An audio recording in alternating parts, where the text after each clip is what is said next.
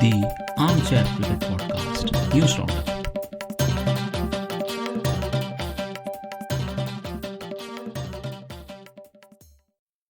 Hello all. Welcome to another episode of Armchair Cricket Podcast, a podcast focusing on Test cricket by armchair critics of the game. I'm your host Ajit. This is a digest episode where we'll be taking a quick look at some of the news from around the cricketing world. So the most important news that we will have to first discuss, I'm sure, is the retirement of Mahendra Singh Dhoni. Captain Fantastic of the Indian cricket team.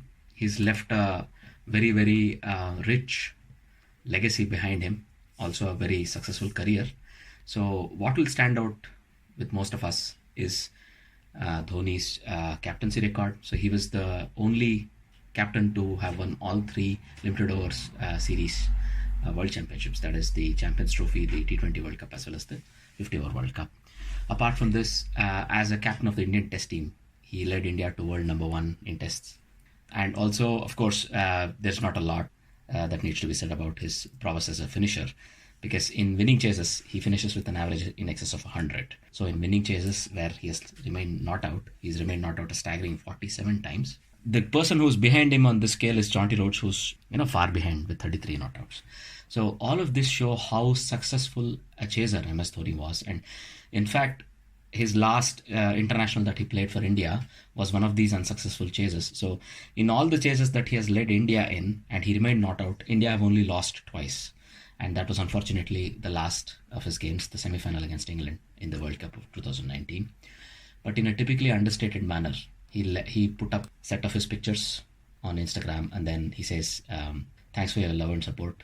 From 1929 hours, today consider me retired, something like this. So in a very understated way, he chose to announce his international retirement. So we wish MS Dhoni all the best in his post-playing career. And we know somehow this name is not going to be forgotten. We're going to hear more from him, either in an administrative capacity or probably in a coaching capacity. We hope to, listen to a lot more good news about MS Dhoni. Speaking of MS Dhoni, of course, he's become father for the second time as well. So we would like to also congratulate him on this.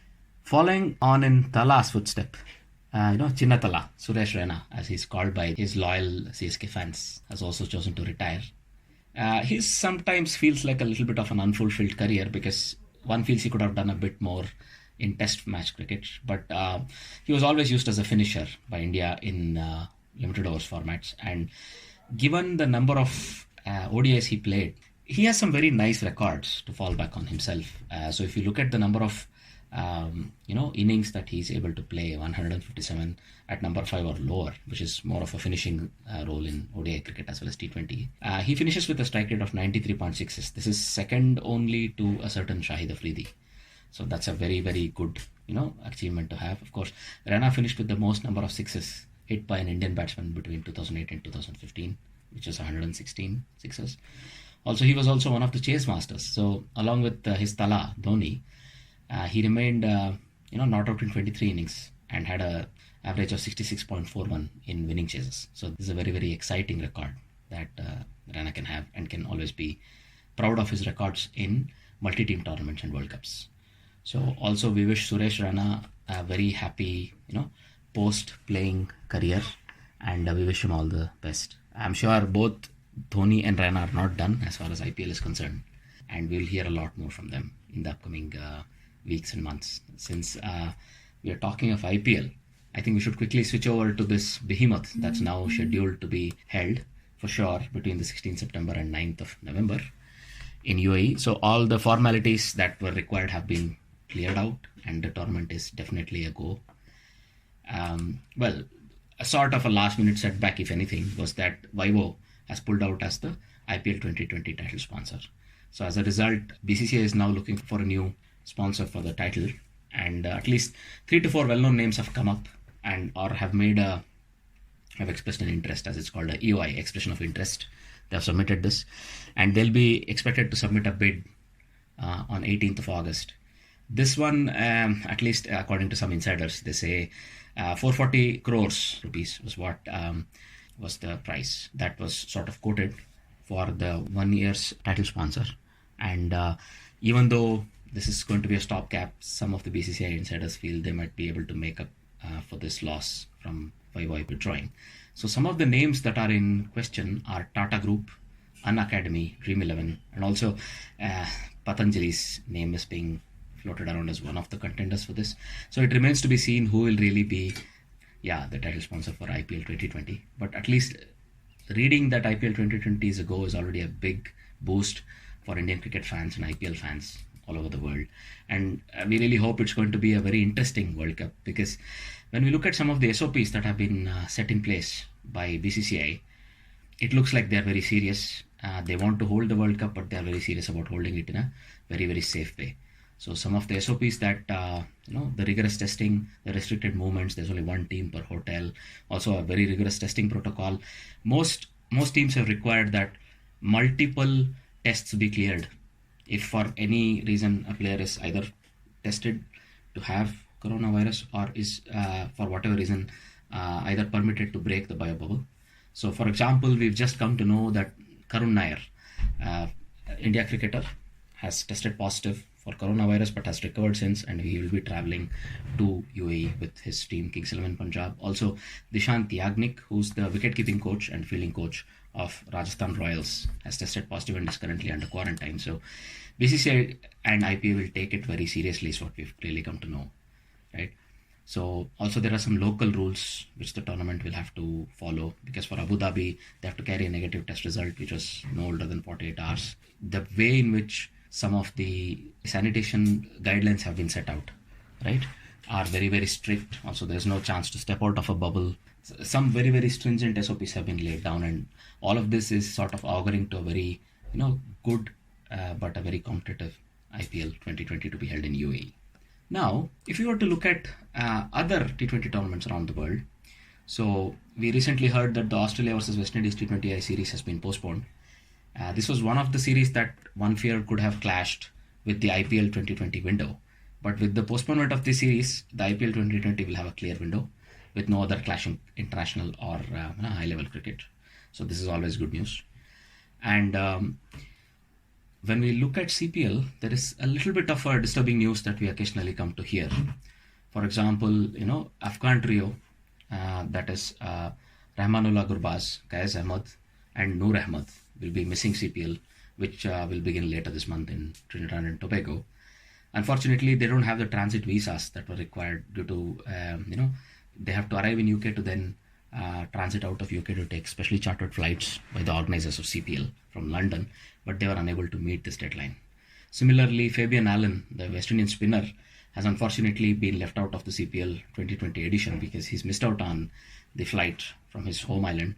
And unfortunately, there are no other flights that are available that would allow him to arrive in time as well as complete the quarantine conditions. As a result, he has also been left out. Both of these missed opportunities for both Afghani players as well as Fabien Allen seems a bit harsh, unfortunately. But given the light of what Corona is and how it's being affecting the world around us, it makes sense that they are unfortunately left out.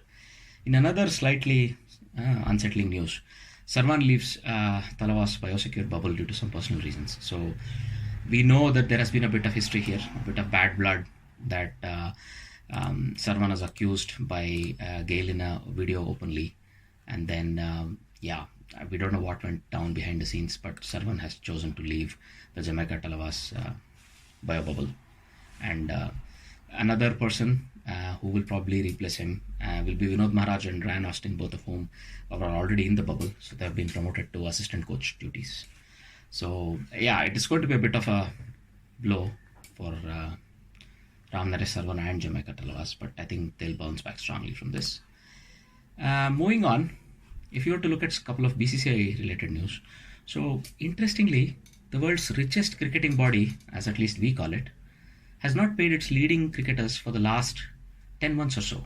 This is a very, very interesting thing to read, because given their latest bank balance statements that have been made public, there is no shortage of cash, clearly. They have enough fixed deposits as well as, let's say, balance cash in their checking account. So why these 27 players have not been paid seems to be a bit of a interesting problem. These are not small amounts to be paid, of course, and 27 players is a large number of players who have not received their payments over 10 months. Also, on top of this, first class and age group cricketers may also have been hit from many of the states. This is one of the things we get to read. Why is this happening? Well, it is being blamed on bureaucratic, a little bit of a bureaucratic mess, if I may call it that. So there's no CFO for the BCCI since December of 2019. Also, the chief executive officer and general manager are not present for the last couple of months already. However, there is a treasurer, and why Mr. Arun Dhumal has not picked up these responsibilities, we don't know. One player, I think, on the condition of anonymity clearly, has sort of spilled these things out to the media. And usually BCCI pays out its players in every quarterly way, and this has not yet been done over the last 3 quarters. So sort of players are, I wouldn't say left in a limbo, but it still can become a bit tough for many players who are not very high earners, and their families might be depending on their income, given that cricket has stopped, therefore their income has stopped. So this back pay might be very crucial to these cricketers. So I hope BCCI clears out all these dues very shortly. In another news, BCCI is now making a concerted effort to push age fraud out of its, let's say, books. They are trying to make, open the window so that people who have either taken part in age fraud knowingly or unknowingly before September 15, 2020 are expected to come out and are expected to declare themselves to have committed this. And then if they do it voluntarily, there may be a little bit of a less of a sanction. But those who do not voluntarily disclose these misdemeanors and are later found out might face a ban up to 2 years at all age groups, at all age levels. This is what both the NCA head Rahul Dravid and Saurav Ganguly, the chairman of BCCI, have said. Therefore, it seems a very strict step, but that's supposed to be taken because one of the under-19 World Cup stars, Manjot Kalra, is found to have done some age fraud and was handed a 1-year ban. Also, Nitish Rana, who's previously sort of accused of tampering documents, has been given a bit more time. Shivam Mavi and Rasik Salam, all of these people also have had a ban slapped on them. So this is a known thing. So as a result, they are trying to clear up their books. This is always a good thing to hear. In a bit of a sad news, former India opener Chetan Chauhan, who was struggling with corona-related illnesses, has unfortunately passed away. This has happened today. He was 73, and we pray that his soul finds peace and his friends and relatives have strength to bear this loss in these very trying times. Moving on, well, in an interesting sort of news, Yuvraj Singh has been asked to come out of retirement by the Punjab Cricket Association secretary. This is unconfirmed news, but if this indeed is true, it seems like a very, very interesting thing because it looks like Punjab has recently suffered from a little bit of a drain in their, players. So a lot of players are left to represent other states. For example, Manan Mora, Barinder Saran, both of whom have qualified to play for Chandigarh. Then you have, Tarwar Kohli, who moved to Meghalaya, Jivanjot Singh, who's moved to Chhattisgarh, and so on. So there's a little bit of a hole in the Punjabi middle and the top order. So you have Shubman Gill, you have Prabh Singh, you have Anmolpreet Singh and Abhishek Sharma, Harpreet Brar, all of these people for sure. But there is a distinct lack of experience in that top order, and it might not be a bad idea for Yuvraj to come out of retirement and of course play for Punjab for at least 1 to 2 seasons to see them through these tough times. But then there is this small, contention from BCCI because Punjab may want Yuvraj back, but Yuvraj has already represented himself in a couple of T20 tournaments outside, which is due to a NOC that BCCI issued him. But now if he wants to come back into the BCCI setup, I don't know what BCCI would like to say about this. So probably we'll hear more about this in the upcoming couple of days as well. So let's keep our ears peeled for this. In a sort of a heartening news, Abdul Qadir has been conferred the Sitara-e-imtiaz, the third highest civilian award in Pakistan, posthumously, unfortunately. So Abdul Qadir, we know, had passed away last year.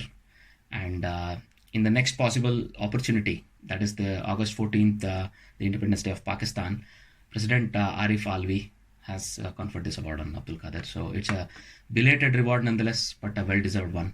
And as somebody who kept the flag of leg spin high during the 80s and sort of nearly rejuvenated the art, This is a very deserved award to Abdul Qadir, so congrats to him, of course, and the rest of his family. Alright then, that more or less covers all the news that we would have liked to have spoken about in this episode. If you want to get in touch with us, as usual, you could leave a comment in any of the podcasting apps you use to listen to this episode, or you could always get into touch with us via Twitter, for example, at Armchair Cricket Pod, or via mail, armchair.cricket@gmail.com. We love to hear from you, your thoughts, your ideas. So, if you have anything to shout out, don't hold yourself back. Having said all that, it's a goodbye from me, Ajit.